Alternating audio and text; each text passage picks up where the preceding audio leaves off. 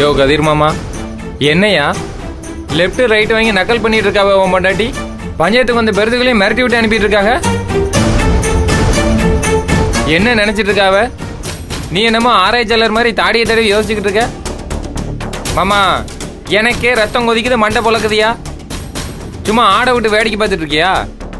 நானும் அவங்கள வேற மாதிரி மனுஷிக்க நினைச்சிட்டு இருந்தேன். ஆனா ரொம்ப அழுத்தமான ஆளுங்களா இருக்காங்களே. சொத்துல பங்கு வேணுமா? கொடுப்போங்க சொத்துல. டேய், பங்குன்னு சல்லி பைசா வாங்க முடியாது அவளால. பார்த்துருவோம் யாருகிட்ட. ஏயா அவங்க சட்டத்தை வீடியோல போட்டு விளக்கிட்டு இருக்காங்க. நீ ஒன்றும் வாங்க முடியாது, விற்க முடியாதுன்னு இருக்க. எங்க அப்பா கூட எங்க அம்மா பொண்டாட்டி இல்ல, கலட்டி விட்டுலாம், இல்லீகல் கனெக்ஷன் எவ்வளவோ போராடி பார்த்தான். ஆனா எங்க அம்மா விவரமா வக்கீல பிடிச்சி 5 வருஷம் இந்த ஆளுக்கு பொண்டாட்டியா குப்பை கொட்டி இருக்கேன். சூப்பரான ஒரு லாயர் பிடிச்சி சட்டத்துல போய் அங்கீகாரம் வாங்கி எங்க அப்பனுக்கே இவங்க தான் இவரோட மனைவி அப்படின்னு அங்கீகாரம் வாங்கி சாக்க கொடுத்து ஆப்பு வச்சுட்டாயா? மாமா, சட்டமே இப்ப பொண்ணுங்களுக்கு சாதகமா தான் இருக்கு. இப்ப மணிவிழா நடந்துச்சுல்ல, அந்த பத்திரிகையை தூக்கி கோர்ட்டுல ஒரு அடி அடிச்சா போதும். அதுல என்ன போட்டிருக்கீங்க? நந்தினி கதிர்வேலன், ரேணுகா ஞானசேகரன், கொட்டை எழுத்துல அடிச்சு வச்சிருக்கீங்களே. அது ஒண்ணு போதும், மொத்தமா காலி. வழக்கமா செய்யற மாதிரி எதையும் செய்யக்கூடாது மாமா. எல்லாம் சொதப்பி தள்ளிட்டு இருக்குது. இனிமே ஒண்ணு செஞ்சா புதுசா இருக்கணும், புத்திசாலித்தனமா இருக்கணும், யோசிச்சு சிக்க வைக்கிற மாதிரி இருக்கணும்யா. மாமா, கிளாண்டு பையன்லாம் கொந்தளிச்சு அறிவா பேசுறான் மாமா. நம்ம வேற ஏதாவது புது ரூட்டை தான் மாத்தி யோசிக்கணும். யோசிக்கிறாங்க புது ரூட்டா. இங்க பாருங்க மாமா, அவளுக்குள்ள ஒட்டு மொத்தமா வகுந்துட்டு இப்ப கூட நான் ஜெயிலுக்கு போயிடுவேன். அட நீ வேற சும்மா இருக்கா? அவனா சேலை ஏத்திக்கிட்டு வீரலட்சுமி மாதிரி கிளம்பிடுற. உங்ககிட்ட வீரம் இருக்கு, அந்த அளவுக்கு வேகமும் விவேகமும் இல்லையாக்கா? இப்ப நீ ஒரு பிளான் பண்றேன்னு வச்சுக்கோயேன். அந்த கிச்சன் கோஷ்டி 2 நாளைக்கு முன்னாடி அந்த பிளானை யோசிச்சு அதுக்கு பதிலடி தாக்குதல் ரெடி பண்ணிடுறாங்க. இதெல்லாம் யூஸ்வல், கேஷுவலா இருக்க ஐடியாவே வேணாம். ரொம்ப ப்ரூட்டலா ஒன்று திங்க் பண்ணணும், புத்திசாலித்தனமா. இது வரைக்கும் பண்ணாத பிளான் ஒன்று பண்ணி அவங்களெல்லாம் வாயடைக்க வைக்கணும். நாக் அவுட் மாதிரி இருக்கணும்க்கா.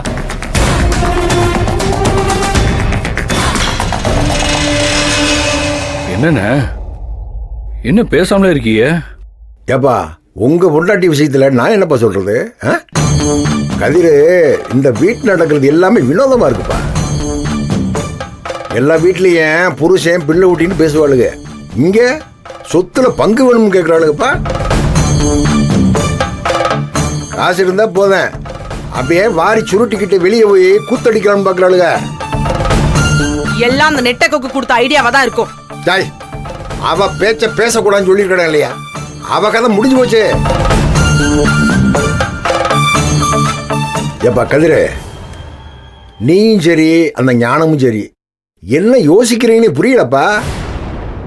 ஆனா நான் ஒண்ணு உங்களுக்கு சொல்லணும்னா, ஒண்ணு உங்க பொண்டாட்டி மாதிரி அடக்கி வைங்க, இல்ல அடக்கம் பண்ணிருங்க. என்னமா யோசிக்கப்பா.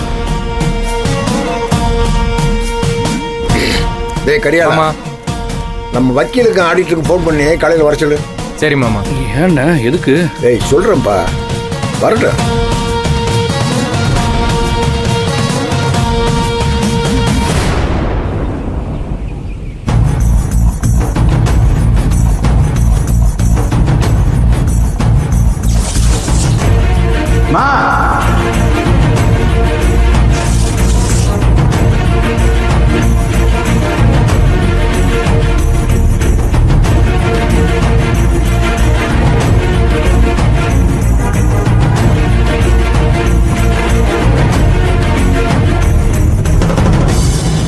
அக்கா, ஒரு நிமிஷம் இங்க வாங்க.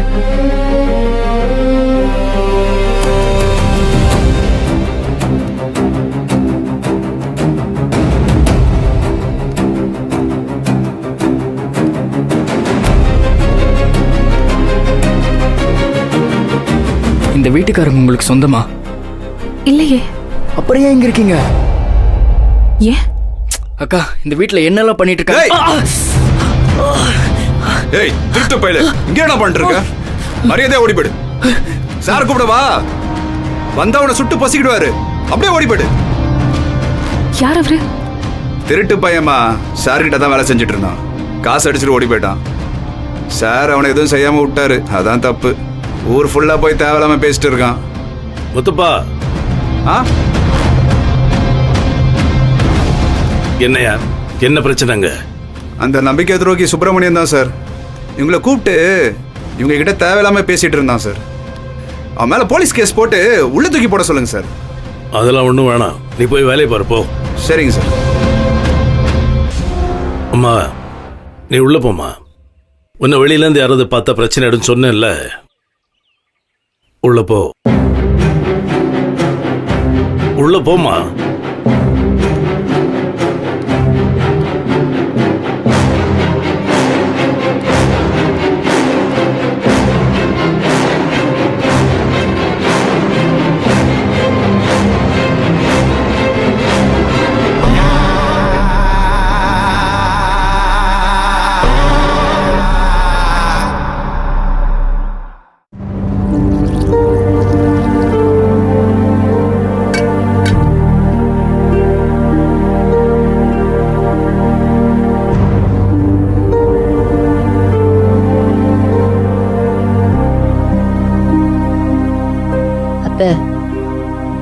சுடு தண்ணி கேட்டியல, சூடா இருக்கு, சூடு பார்த்து சூடு. ஏண்டி நேத்தி வக்கீல் வரணும்னு பேசுனீங்க, அத்தோட மாடியில போய் உட்காந்துட்டானுங்க. எதுவும் திட்டம் போடுறானுங்களா அவங்க? திட்டம் போடுறாங்க இல்லத்த, ஒருத்தர் தானே திட்டம் போடுறது. அவரு திட்டம் போடுவாரு, மற்றதெல்லாம் சுத்தி ஆன வாயை பார்த்துட்டு இருக்குங்க. அந்த ஆள் யோசிச்சு சொல்லுவாரு, இவங்க நம்ம மட்டும் வந்து சொல்லுவாங்க, அப்புறம் பாத்துக்கிறலாம், விடுங்க. நீங்க முதல்ல சுடுதண்ணியை குடிங்க, ஆறி இருக்கும். இல்லடி சக்தி எங்கடி போனா? போன கீனை போட்டு பேசினாலும் மனசுக்கு தெம்பா இருக்கும். அதுவும் இல்ல. அந்த பொண்ணு செனனி எங்கே போனாலோ, எப்படி இருக்காளோ ஒண்ணுமே புரியலடி. அத்தை அத்தை இங்க இருங்க, தலைக்கு மீறி போயிருச்சு அத்தை. யோசிச்சு ஒன்றும் ஆக போறது இல்லை. செனனி எல்லாம் நல்லா வந்துருவா. அவளுக்கு ஏதாவது ஆகணும்னா இவ பண்ண இத்தனையில இந்நேரம் ஏதாவது ஆயிருக்காதா? அவளுக்கு கடவுள் துணை இருப்பாரு, ஒன்றும் ஆகாது, நல்லா வந்துடும், பயப்படாதீங்க. அப்புறம் நீங்கள் போய் ஆஸ்பத்திரியில் படுத்துக்கிட்டீங்கன்னா உங்களுக்கு ஒரு ஆள் போட்டு பார்க்கலாம், ஒன்றும் ஆகாதத்தே. Okay ma'am, thank you ma'am. அவள் தைரியசாலி மட்டும் இல்லை, புத்திசாலியும் கூட. தப்பிச்சு வந்துடுவாள். இதுங்க என்ன பண்ணாலும் அவளை ஒன்றும் பண்ண முடியாது. என்னடி அங்கே நின்று யார்கிட்ட பேசிக்கிருக்க? என்னாச்சு? சாருபாலா மேம் கிட்ட தான் பேசிட்டு இருந்தேன். என்ன? ஜனனி சித்தியை பற்றி எல்லாத்தையும் சொல்லி என்ன பண்ணுறதுன்னு கேட்டுட்டு இருந்தேன். என்ன சொன்னாங்க? அவங்க உடனே சக்தி சித்தப்பாவை வச்சு ஏபிஎஸ் கார்பஸ் போடலான்னு சொல்கிறாங்க. ஓ சரி சரி. அப்படின்னா என்னடி? அதத்த இந்த ஆட்கொணர்வு மனுவத்தை ஒரு ஆளை காணும் அப்படின்னா இந்த சர்ச்சு முன்னாடி போயிட்டு அந்த மனுவை போட்டோம்னு சொன்னா போலீஸ் அவளைய தேடி உசுரோட கொண்டு வந்து கோர்ட்ல நிப்பாட்டி ஆகணும்.